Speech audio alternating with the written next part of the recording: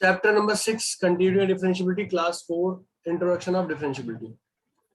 In this class, we will discuss differentiability. हम differentiability के बारे में discuss करेंगे, ठीक है? यानी हम differentiation के बारे में discuss करेंगे. तो देखो differentiation का जो basic form है, यानी basic nature है, वो क्या है बेटा? कि जो differentiation काम करता है, मतलब जो उसका करने का तरीका है, जो उसका logic है, वो एक पैटर्न पे डिपेंड करता है, जिसे हम बोलते हैं डिफर प्लस एसोसिएशन. क्या बोलते हैं? Differ plus association. मतलब डिफर एसोसिएशन का मतलब हुआ कि डिफरेंस तो हुआ पर वो एसोसिएट हुआ. क्या हुआ? डिफरेंस हुआ पर वो क्या हुआ? एसोसिएट हुआ. और हमने एक और वर्ड भी बोला कि differentiation is not a difference. Differentiation is not a difference, but for the differentiation we must have to be make a difference. तो अब दोनों वर्ड को थोड़ा सा अलग करके देखेंगे. ये तो समझ में आ रहा है कि डिफरेंशिएशन में हम डिफरेंस की बात कर रहे हैं, पर अगर हम ये कहें कि हाँ डिफरेंशिएशन में डिफरेंस है केवल, तो ये कहना क्या होगा? गलत होगा. ये क्या होगा? गलत. तो डिफरेंशिएशन के लिए हम डेरिवेटिव की बात करें, डिफरेंशिएशन की बात करें, तो डिफरेंशिएट अगर हम करते हैं, क्या करते हैं? डिफरेंशिएट करते हैं. तो डिफरेंशिएट के लिए सबसे पहला कंसेप्ट यही आता है. डिफरेंशिएट के लिए सबसे पहला कंसेप्ट ये आता है. एक सेकंड,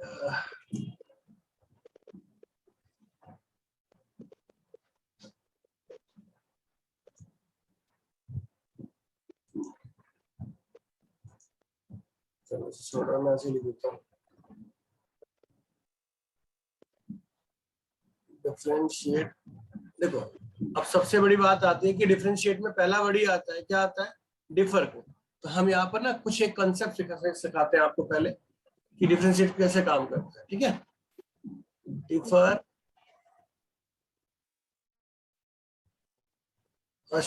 डिफर. तो पहले डिफर वर्ड के बारे में बात करते हैं. डिफर जो वर्ड है वो डिफरेंस को क्लियर करता है. अब हम यहाँ पर एक फंक्शन लेते हैं. आपने फंक्शन पढ़ा हुआ है यहाँ 2x + 3x लेता हूँ, मैं 3 लेता हूँ, 2x + 3. अगर बेटा मैं इसमें 1 डालूं तो क्या मिलेगा? 5 मिलेगा. और अगर बेटा यहाँ 2 डालूं तो क्या मिलेगा? 7. अगर मैं कहता कि 7 - 5, तो 7 - 5 क्या था? 2 आ गया. तो 2 क्या है? डिफरेंस है. क्या है? डिफरेंस. 2 क्या है? पर अगर मैं कहूं कि f2 - f1 that is what? that is 7 - 5, ये 2. तो ये डिफरेंशिएशन है. ये क्या है? डिफरेंशिएशन. अब सर ये तो सिंपल सी बात बता दी आपने, ऐसा कैसे कह दिया आपने? अब सुनो ध्यान से. अगर ध्यान दीजिएगा, मैंने बोला difference association. Difference association. Difference word ने काम किया डिफरेंस का. डिफरेंस ने काम किया डिफरेंस का. एसोसिएशन, अगर हम एसोसिएशन की बात करते हैं तो एसोसिएशन वर्ड क्या कहता है? वो कहता है कि डिफरेंस तो होना चाहिए, पर डिफरेंस के लिए क्या होना चाहिए? रिस्पॉन्सिबिलिटी होनी चाहिए किसी की. अगर हम बात करें तो वो ये कह रहा है, ध्यान दो, कि रिजल्ट ना, ये रिजल्ट जो है ये बदल रहा है, कोई दिक्कत नहीं, पर रिजल्ट को बदलने के लिए इसके इनपुट भी क्या होने चाहिए? चेंज होने चाहिए. क्या होने चाहिए? इसके इनपुट भी क्या होने चाहिए? चेंज होने चाहिए. अगर आप अपने लैंग्वेज में बात करते हो तो डी ऐसे लिखते हो ना, d/dx लिखते हो. थोड़ा इसको हम पढ़ने का तरीका चेंज कर रहे हैं. ठीक है? इस d का मतलब हो गया difference. Difference in y. y यानी ये क्या आपका आउटपुट है ना. ये d है. ये d कह रहा है डिफरेंस इन x, यानी इनपुट. इसको एक और चीज बोलते हैं. y को क्या बोलते हैं बेटा? इसको y और x का जो नेचर होता है, y को बोलते हैं डिपेंडेंट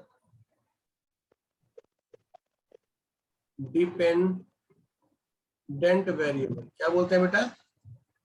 डिपेंडेंट। Dependent variable. और इनपुट को क्या बोलते हैं? Independent variable. अब समझ रहे हैं यहां से?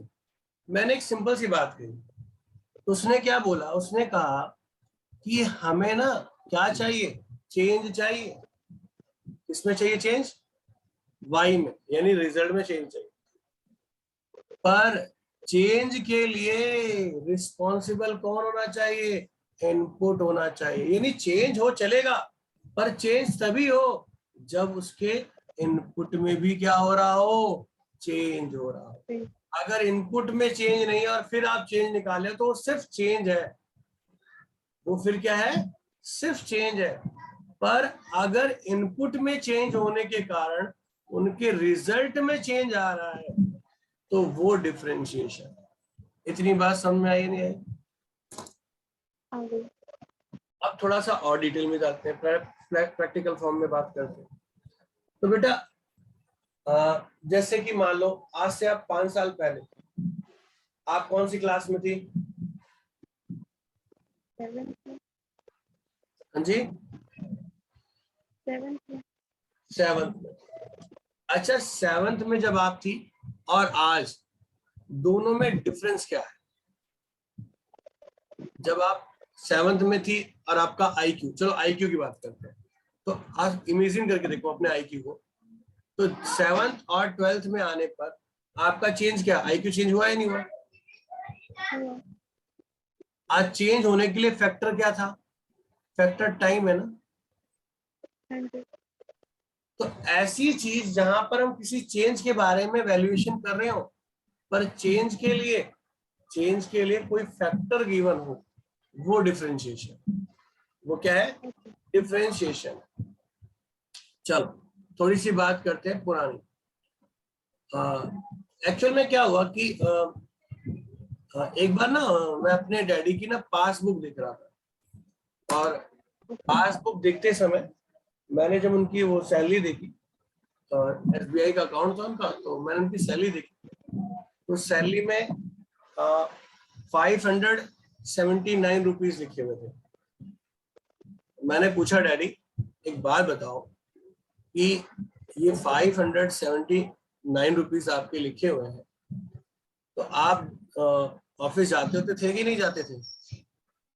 तो डैडी ने कहा, बेटा जी ऐसा है, मैं ऑफिस रेगुलर जाता था और ये मेरी मंथली सैलरी थी। मैंने कहा अच्छा, ये कैसे? कह रहा है कि बेटा जिस समय ये सैलरी थी ना, उस टाइम पर हम ना 5,000 के अंदर, 500 के अंदर एक बाइक खरीद लेते थे। क्या खरीदते थे? बाइक खरीद लेते थे। और कहने का सेंस ये है कि हमें जब मतलब घर में पैसे मिलते थे तो 50 पैसे मिलते थे, और 50 पैसे में हम मेला भी देख के आ जाते थे और खा भी लेते थे और बचा के ले आते थे। तो अब और तब में डिफरेंस क्या आया? पैसे की क्या हुई? वैल्यू में क्या हुआ? चेंज आया नहीं आया? पर चेंज आने के पीछे फैक्टर क्या था बेटा? टाइम। टाइम। यानी हर चीज, हर हर उस, देखो ध्यान से रखना, अगर मैं किसी भी डिफरेंस के बारे में बात कर रहा हूँ, जैसे 120 माइनस 100, तो मैं इसको डिफरेंशिएशन नहीं कह सकता हूँ, सिर्फ डिफरेंस कहूंगा। पर अगर इस डिफरेंस के लिए कोई ऐसा फैक्टर जो कि इसके चेंज को रेफर कर रहा हो या चेंज को डिफाइन कर रहा हो, तब वो डिफरेंशिएशन कहलाएगा। आगे बात समझ में नहीं आई? हाँ जी। यानी हम प्रॉपर डेफिनेशन में दें तो हम डिफरेंशिएशन को क्या बोल सकते हैं? यानी डिफरेंशिएशन है क्या? तो डिफरेंशिएशन क्या है? डिफरेंशिएशन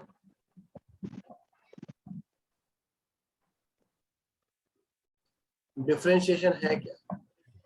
तो डिफरेंशिएशन को अपने लैंग्वेज में हम डिफाइन करें, यानी प्रॉपर फॉर्म में, तो यहां से होता है this is difference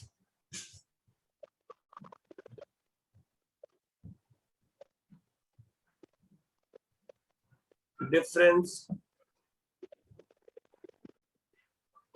This is difference of calculation of difference.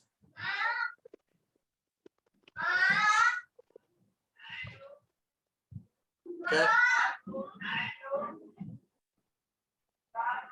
Calculation of difference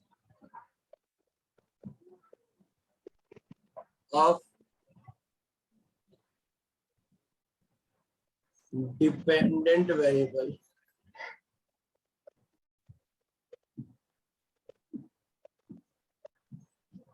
with respect to change in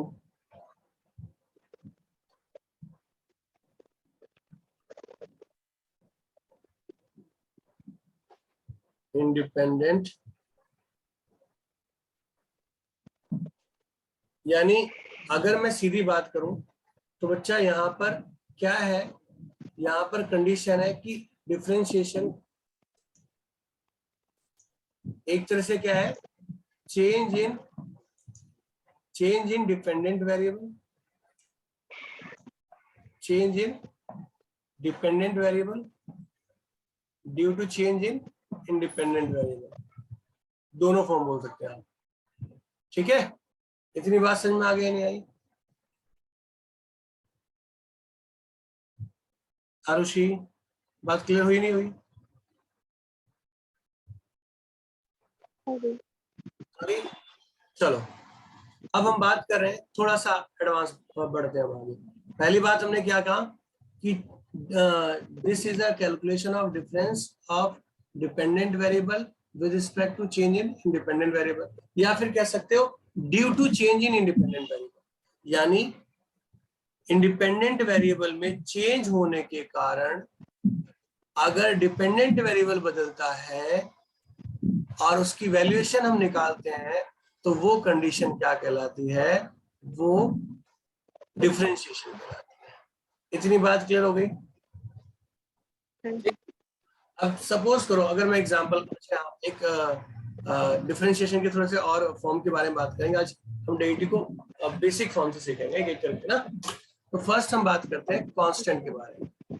सबसे पहले बात करेंगे कांस्टेंट के बारे में। अब आप एक चीज कहेंगे सर, मतलब आप पढ़ा अलग से तरीके से रहो, तो मैंने कहा एक एक फॉर्मूला आपको क्लियर होगा, एक एक फॉर्म क्लियर होगी। तो फर्स्ट हम बात कर रहे हैं कांस्टेंट के बारे में। चलो बताओ कांस्टेंट क्या होता है और कितने टाइप के होते हैं? ऐसी वैल्यू चेंज नहीं होती, सेम रहती है, कोई भी चेंज नहीं आता। अच्छा, ये कितने टाइप के होते हैं कांस्टेंट? कांस्टेंट के टाइप भी होते हैं? हाँ होते हैं। नहीं पता। नहीं मालूम? नहीं। अच्छा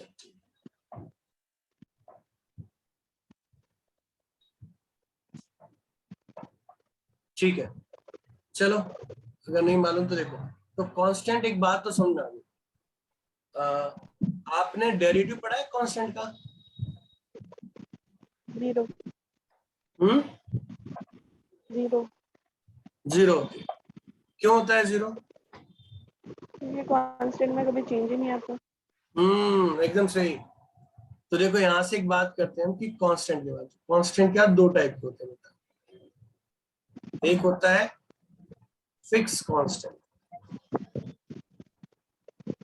और एक होता है आर्बिट्रेरी कांस्टेंट।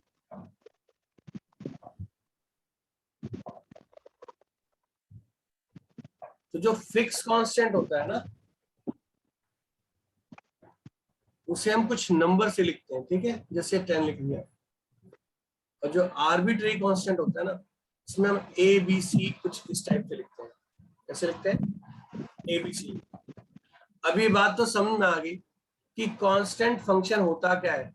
तो कांस्टेंट फंक्शन क्या शो करता है कि इसके ना इनपुट चेंज होते हैं बेटा, बट आउटपुट चेंज नहीं होते। ठीक है, चेंज होते हैं और आउटपुट चेंज नहीं होता। अब आपकी, मान लो सपोज करो आपकी मम्मा ने आपको ना पैसे दिए, मान लीजिए 10,000 दे दिए या 20,000 दे दिए या 50,000 मान लीजिए दे दिए। ठीक है। अब आपने आपको 50,000 दिए, कहा बेटा इसे संभाल के रखना, मुझे जरूरत होगी तो मैं मांग लूंगी, ऐसे ही कहा उन्होंने। अब क्या हुआ, आपने उसे उठाया और अपने मतलब किसी बॉक्स वगैरह में करके उसमें लॉक लगा के फिर ध्यान से रख दिया। मम्मा को याद नहीं रहा, मम्मा को आपके याद आया कब? 6 मंथ के बाद याद आया। कितने महीने के बाद? 6 मंथ के बाद। और उनसे उन्होंने बोला कि बेटा मुझे ना वो पैसे देना, तो आप उन्हें कितने पैसे देंगे वहां, यानी कितने रुपए देंगे? 50,000। हाँ जी, 50,000। 50,000। तो कहने का मतलब है कि 6 मंथ यहाँ पास हुए, कितने? 6 मंथ। और 6 मंथ में यानी चेंज तो हुआ ना, 6 महीने बीतने के बाद भी उतने ही पैसे हैं, तो उसका रिजल्ट नहीं बदला है। क्या है? उसका रिजल्ट नहीं बदला, पर टाइम पास हो गया है। अगर यही 50,000 आप अपने बैंक में डालती और बैंक में डालकर 6 महीने बाद जैसी मम्मा बोलती तो आप उसे निकाल के देती, तो आपके पास कुछ एडिशनल अमाउंट भी होता या नहीं होता? हाँ जी। तो कहने का मतलब है आप बैंक में डालती तो यही वैल्यू वेरी करती। क्या करती? वेरी करती। तो हाँ, कांस्टेंट नहीं होता। कांस्टेंट तभी होता है जब रिजल्ट कभी ना बदले, पर इनपुट बदलने चाहिए। पर इनपुट बदलने चाहिए, मतलब टाइम यहाँ पर चेंज हो रहा है। यानी हमने यहाँ कहा कि अगर मैं इस फंक्शन में 1 डालूं तब भी मुझे 10 मिलेगा, मैं 2 डालूंगा तब भी मुझे 10 मिलेगा, मैं 3 डालूंगा तो तब भी 10 ही मिलेगा। और हाँ, मैं कुछ भी डालू इसमें वैल्यू क्या आनी है? हमेशा 10 ही आनी है। तो इनपुट तो चेंज हो रहे हैं पर आउटपुट में चेंज नहीं हो रहा। अब दूसरी फॉर्म, अगर यहाँ पर भी मैं 1 डालूं तो ए ही आएगा, यहाँ 2 डालूंगा तब भी क्या आएगा? ए ही आएगा, 3 डालूंगा तब भी ए आएगा। तो इनपुट क्या हो रहा है? चेंज हो रहा है, पर आउटपुट में चेंज नहीं आ रहा है। और हमने अभी थोड़ी देर पहले बात करी, एक बात ध्यान रखिएगा बेटा, यहाँ एक और चीज थोड़ी सी क्लियर करनी है आपको। ध्यान रखिएगा कि इनपुट में ना हम जो चेंज की बात कर रहे हैं, चेंज की जो बात कर रहे हैं ना, वो चेंज भी कुछ एक सिस्टमैटिक फॉर्म में। जैसे मैं F2 माइनस F1 की बात करूं तो यहाँ पर क्या हुआ? 10 माइनस 10, है ना? F3 माइनस F2 की, मतलब कॉन्जुगेटिव कंडीशन में होना चाहिए। ये चेंज भी कैसा होना चाहिए? कॉन्जुगेटिव कंडीशन में होना चाहिए। आई बात समझ में? 4 तो आप इस नेचर में डिस्कस करेंगे, ठीक? तो यहाँ पर क्या हो रहा है? डिफरेंसेस क्या आ रहे हैं? 0 ही आ रहे हैं ना। इसलिए यानी कहने का मतलब है इनपुट का वेरी करना। देखो डिफरेंशिएशन में सबसे इंपॉर्टेंट बात क्या है? इनपुट वेरी करेगा। अगर इनपुट वेरी करेगा तो ही डिफरेंशिएशन पॉसिबल है। अगर इनपुट वेरी नहीं करेगा तो डिफरेंशिएशन पॉसिबल नहीं है, चाहे चेंज आप कैसा भी निकाल लो। आई बात समझ में नहीं आई? यानी विद रिस्पेक्ट कंडीशन अगर नहीं गिवन है तो we can't be differentiate that, हम कर ही नहीं सकते उसको डिफरेंशिएट। आगे बात समझ में? तब वो डिफरेंस रह जाएगा। अभी हम बात करते हैं 2 टाइप की कांस्टेंट की। तो देखो भाई, जब इसकी हम बात कर रहे हैं तो इसमें भी तो सेम ही आ रहा है ना? F2 माइनस F1, ये भी क्या होगा? 0 ही होगा। F2 minus sorry F3 minus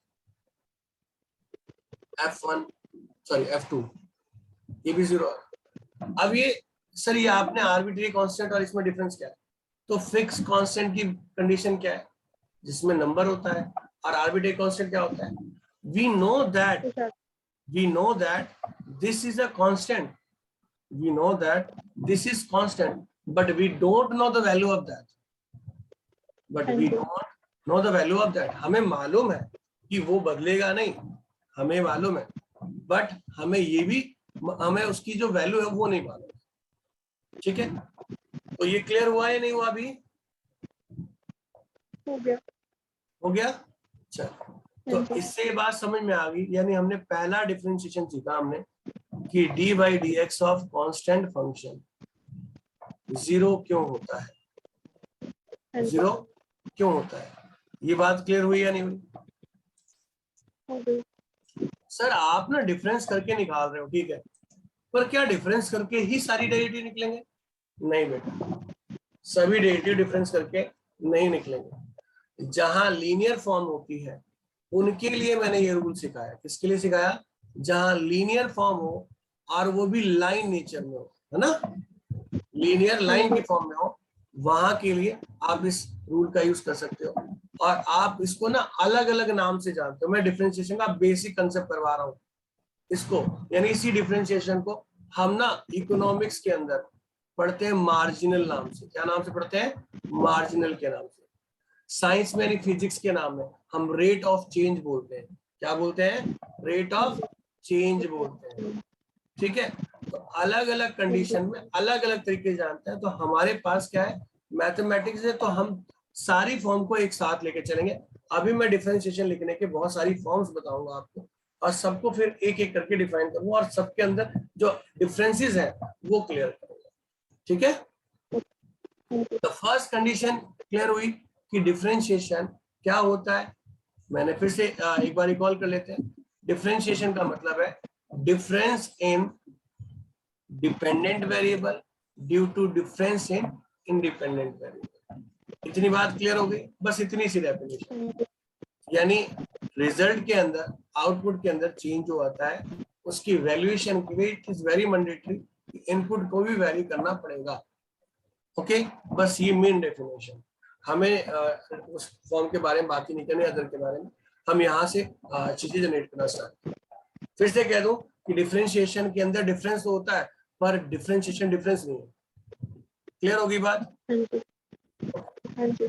अब सेकेंड हम बात करते हैं नेक्स्ट फॉर्म के बारे में, that is polynomial form. That is polynomial form.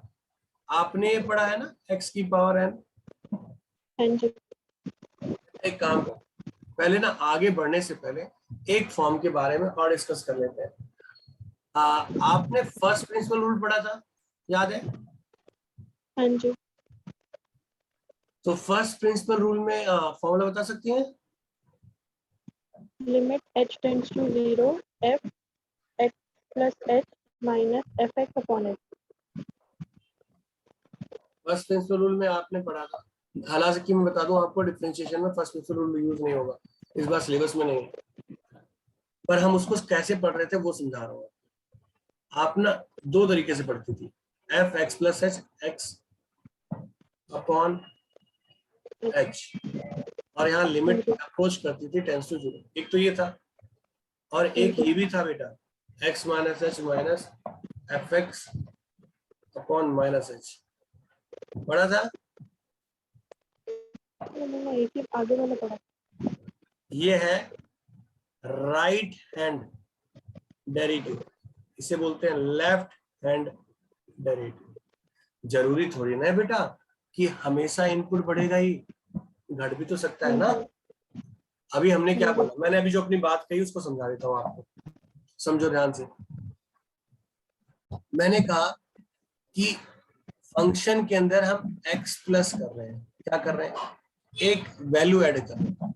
मान लो 1 है, तो मैं 1 को 1 + 1 करके 2 बना रहा हूं, ठीक? ओके, अब उस 2 के लिए हम यहाँ पर क्या कर रहे हैं? फिर 1 यहाँ लिख रहे हैं, 1 तो लिखेंगे, fx यही है ना, और अपॉन में क्या निकाला मैंने? x plus h minus x, यही ना। तो ये h आ गया। तो मेरे कहने का मतलब हुआ, ये क्या डिफाइन करता है? ये रिजल्ट को डिफाइन करता है कि नहीं करता? हाँ जी। तो रिजल्ट के अंदर चेंज ही तो निकाल रहा है ऊपर, यस। और नीचे जो चेंज है वो क्या डिफाइन कर रहा है? टाइम के अंदर चेंज को डिफाइन कर रहा है। हाँ जी। अभी हमने क्या पढ़ा? हमने ये तो पढ़ा कि change in result due to change in input, यही पढ़ा। हाँ जी। और फिर मैंने यहाँ एक लिमिट लगा रखी है जो s टेंड्स टू 0 बता रही है। क्या बता रही है? अप्रोचेस कर रही है 0, मतलब जो चेंज हो रहा है वो माइनर हो रहा है। वो क्या हो रहा है? बहुत ही माइनर हो रहा है, यानी छोटे से चेंज की बात कर रहे हैं। यानी चेंज ये नहीं बहुत बड़ा चेंज दिखा रहा है हमें। और वो क्या दिखाता है? सीक्वेंसिंग कंडीशन को डिफाइन करता है। जैसे मैंने बोला नहीं, f2 माइनस f1 इस टाइप की कंडीशन में। तो समझ में आई, जो फॉर्मूला बना था फर्स्ट प्रिंसिपल का, वो बना किस फॉर्म से था, वो इसी नेचर से, इसी डेफिनेशन से बना था, और कोई लॉजिक नहीं था। क्लियर होगी बात या नहीं हुई? ठीक, चलो। तो ये भी ना डिफरेंशिएशन का पार्ट है। अब ऐसे ही सेम यहाँ पर भी हुआ कि जरूरी थोड़ी ना, मैंने एक सिर्फ बोला कि वो ऐड हो रहा है तो सब्ट्रैक्ट भी तो हो सकता है, और वो फिक्स होकर भी तो कंडीशन निकाल ही सकता है ना, वो थोड़ी ना डिफाइन कर रहा है। देखो यहाँ से वही बात आ रही है, नहीं आ रही? आ रही है ना? तो कहने का मेरा मतलब है कि चेंज का नेचर पॉजिटिव भी हो सकता है और नेगेटिव हो सकता है। अगर नेगेटिव चेंज का नेचर होता है तो हम LHD बोलते हैं, लेफ्ट हैंड लिमिट डेरिवेटिव बोलते हैं उसको, और अगर पॉजिटिव में चेंज होता है तो RSD बोलते हैं, राइट हैंड डेरिवेटिव बोलते हैं। ठीक, ये दोनों ही कंडीशन आती है, आपने शायद एक पढ़ी है कि नहीं पढ़ी, कोई बात नहीं। और ये डेरिवेटिव ही क्यों हुआ? तो अभी हमारा जो फॉर्मूला है, जो हमने बेसिक कंसेप्ट के बारे में बात करी, इस डेफिनेशन के बारे में बात करें, ये डेफिनेशन क्लियर हुई या नहीं हुई? हो गई। बढ़े ना फिर आप आगे। तो अब हम बात करेंगे पोलिनोमियल फॉर्म। किसके बारे में बात करेंगे? Polynomial form. अब वहां से ना पोलिनोमियल जो फॉर्म पढ़ी थी आपने, आपको याद हो तो आपने x की पावर n का डेरिवेटिव पढ़ा था ना? क्या था? n x की power n minus 1, n x की पावर n माइनस, यही पढ़ा था ना? अब हमने इसमें किया क्या है, अगर मैं देखूं यहाँ नेचर देखूं, क्योंकि मुझे नेचर के अकॉर्डिंग ही काम करना है, तो मैंने इसकी पावर आगे लाया ना, और इसकी पावर क्या कर दी, रिड्यूस कर दी। यही किया ना, पावर आगे लाया और इसकी पावर रिड्यूस किया। तो अब अदर के बारे में हम बात करें तो अगर x का डेरिवेटिव करना हो, x का डिफरेंशिएशन कितना होगा? 1 होगा। क्यों होगा? क्योंकि पावर x की 0 हो जाएगी तो वो 1 ही आ जाएगा, और x 1 आ गया और इसकी पावर 0 हो गई, और अगर ऐसा हुआ तो किसी की पावर 0 क्या होती है, 1 ही होती है, इसलिए 1 हो गया। दूसरा तरीका बेटा d/dx है, किसके लिए किया आपने? x के लिए, तो ये dx/dx हो गया, और ये बीटा क्या हो गया, 1। इतनी बात समझ में आगे नहीं आई? आगे तो फर्स्ट ये क्लियर हुआ। अब हम इसी से आगे के फॉर्म्स के बारे में बात करेंगे। तो नेक्स्ट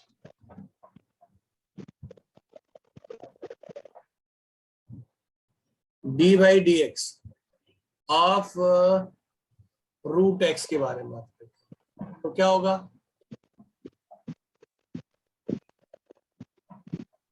1/2 x की पावर -1/2। इसका डेरिवेटिव होगा 1/2 रूट x। इसको ऐसे ही याद रखना है। रूल के हिसाब से अगर हम बात करें तो देखो, हम क्या लिख सकते हैं, x को हाफ लिख सकते हैं, यही हुआ ना? और पावर अगर आगे आ गई बेटा तो ये माइनस का हाफ हो गया, और अगर ये माइनस का हाफ हो गया तो नीचे आके हाफ हो गया। अगर नीचे आके हाफ हो गया तो हम इसे 1/2 रूट x ही तो लिखेंगे। ठीक, नेक्स्ट d/dx ऑफ 1/x के बारे में बात करते हैं। तो इसका डिफरेंशिएशन क्या होगा?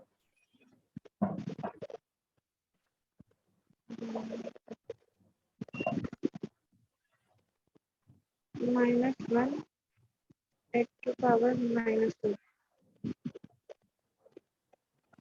ये होगी -1/x की पावर 2 माइनस, यानी अगर हम सीधी बात करें तो 1/x को हम क्या लिख सकते थे? हम पहले सिंपल नेचर में आते हैं, क्या करते हैं, सिंपल नेचर में, क्योंकि जो हमें पॉलिनोमियल पढ़ी है तो हम उसी के हिसाब से लेंगे। तो रूल कहता है कि -1 x की पावर -2, और हम इसको नीचे अगर ला के लिखेंगे तो क्या होगा, x स्क्वायर हो जाएगा। तो फाइनली -1/x स्क्वायर। अच्छा मुझे ना फटाफट ये बताओ कि अगर मैं d/dx ऑफ 1/x स्क्वायर करूं तो इसका डेरिवेटिव क्या होगा? -2 x की पावर -3, यानी -2/x की पावर 3 है ना? अच्छा मैं 1/x की पावर 4 करूँ तो क्या आएगा? -4 x की पावर -5। आप एक चीज नोट नहीं कर रही हैं कि अगर हमारे पास अपॉन के केस में कंडीशन गिवन है, अगर इसकी पावर जो दे रखी है वो ऊपर जाकर माइनस बन रही है और नीचे वो ऐड हो रही है एक, हाँ जी। तो ये एक नया फॉर्मूला बन गया कि अगर n x की पावर n है तो उसका डेरिवेटिव n x की पावर n माइनस 1 है, और अगर 1/x की पावर n है तो -n/x की पावर n प्लस 1 होगा। ये फॉर्मूला क्लियर हुआ या नहीं हुआ? हो गया। हो गया, वेरी गुड। हाँ जी। अच्छा, तो ये कुछ पोलिनोमियल की फॉर्म्स थी, इनसे और भी पोलिनोमियल फॉर्म बनाएंगे हम, फिलहाल ये बेसिक के लिए इतना ही। नेक्स्ट अगली फॉर्म्स के बारे में बात करते हैं। अगली जो फॉर्म है उसे हम क्या बोलेंगे? उसे बोलेंगे हम लॉगरिथमिक। ओके। तो लॉगरिथमिक का जो प्रूफ है ना वो मैं करवाऊंगा बाद में। तो लॉगरिथमिक के अंदर लॉग एक्स के बारे में बात करते हैं। तो लॉग एक्स का डिफरेंशिएशन क्या होता है? 1/x। आप ना नेचर को ध्यान रखना। अब लॉग का अगर अंदर वेरिएबल है, ये क्या है? वेरिएबल है। वेरिएबल का पता कैसे चलेगा? जिसके विद रिस्पेक्ट डिफरेंशिएशन होगा वो वेरिएबल है, और जिसको डिफरेंशिएट कर रहे हैं वो वेरिएबल होगा। दो चीजें बस, सब कुछ कांस्टेंट होगी। ओके, तो अभी अगर x है तो log x, अगर वेरिएबल है तो log का डेरिवेटिव 1 उसका एंगल होता है, ये ध्यान रखना है, सिर्फ एंगल ध्यान रखना है आपको। अगर मैं log sin x लिखता हूं तो क्या होता है बेटा जी? 1/sin x। sin x। अब उस साइन का कॉस वो अलग चीज है, मैं बाद में बताऊंगा। मैं सिर्फ इतनी सी बात कर रहा हूं कि log का डेरिवेटिव अगर उसका एंगल वेरिएबल है तो वो 1 उस एंगल को डिफाइन करेगा। इतनी बात क्लियर है या नहीं? क्लियर है। ठीक है, हाँ नेक्स्ट जी। अगले कंसेप्ट, एक और डेरिवेटिव है। ये ax का पावर है, तो ax का डेरिवेटिव क्या होगा? a की x a की x log a। और ln लगा दी। ठीक है, हाँ अब जी। ऐसा ही क्यों होगा? तो मैं इस कंडीशन को डिस्कस, इन दोनों कंडीशन को मैं डिस्कस करूंगा कब? जब मैं 5वीं एक्सरसाइज आपको पढ़ाऊंगा तब मैं इनको ड्राइव करके दिखा दूंगा। ठीक है, अभी नहीं बताएंगे इसके बारे में ज्यादा, नहीं तो आप कंफ्यूज रहेंगे।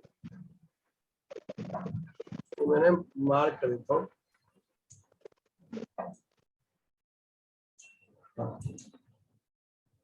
ये डिस्कस लेटर लिख देता हूँ।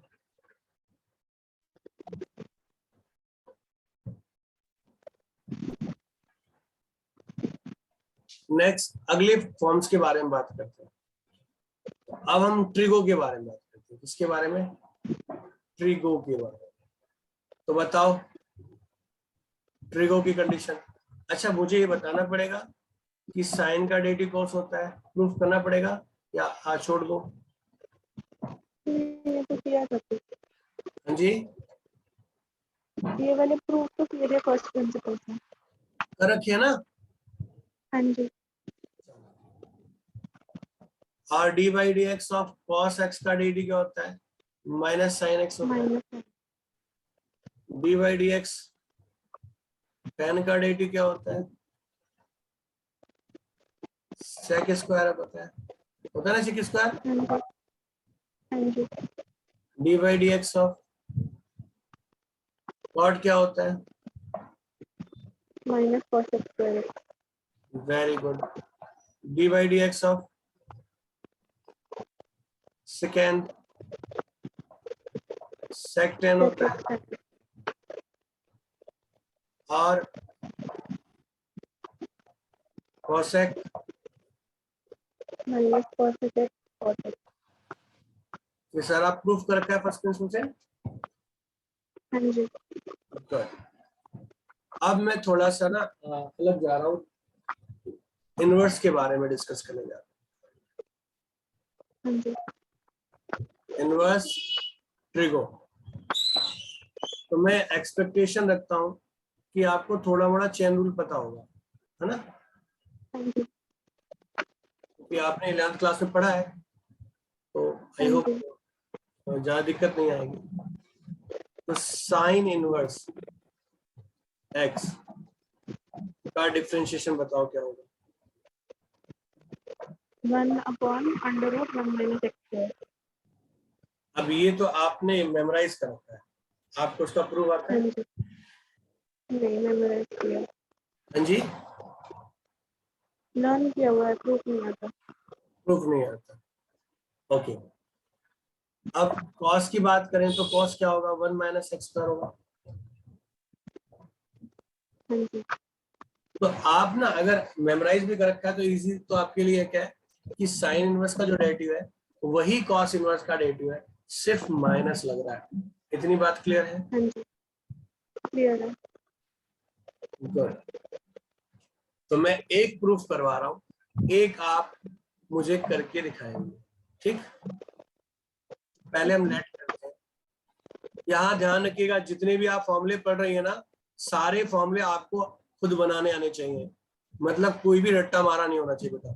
ये मेरी रिक्वेस्ट भी है और वार्निंग भी, क्योंकि आगे कॉन्सेप्ट में मैं डायरेक्ट यूज करूंगा, पर मैं डायरेक्ट यूज करूंगा तो मगर वहां पर कई बार जो फॉर्म्स है ना, इन्हीं की डेरिवेशन का ही पार्ट होती है, तो वो आपको पता होनी चाहिए, ठीक है? तो चलिए, let y equal to sine inverse x। Okay, हाँ जी, मैंने दोनों साइड ना साइन से मल्टीप्लाई कर लिया। आपको पता है ना, इनवर्स को रिमूव करना तो ऐसे रिमूव करते हैं। हाँ जी, अब हमारे पास sine y equal to x आ गया। मैं डिफरेंशिएशन विद रिस्पेक्ट टू किसके करूं, x के। अगर मैं ऐसा करता हूं बेटा, तो साइन का डेरिवेटिव क्या हो जाएगा, cos y, हाँ जी, और y का डेरिवेटिव क्या होगा, dy dx, और x का 1। यस और हाँ नो? जी, तो यहाँ से dy dx क्या हो गया, 1/cos y हो गया, आया ना? हाँ जी, अब आपको पता है कि क्वेश्चन जिस फॉर्म में होता है आंसर भी उसी फॉर्म में होना चाहिए, हाँ जी, तो मैं वापस उसी फॉर्म में लाने के लिए, देखो यहाँ मेरे पास जो फॉर्म है वो साइन की फॉर्म है और यहाँ पर क्या है, कॉस है। तो इसे वापस लाने के लिए क्या मैं cos स्क्वायर y को रूट करके लिख दूं, चलेगा? हाँ जी, ठीक। और क्यों लिखा ये, क्योंकि ये 1 - साइन स्क्वायर y बन जाए, क्योंकि हमारे पास जो वैल्यू है x की टर्म में वो साइन y की है, ठीक।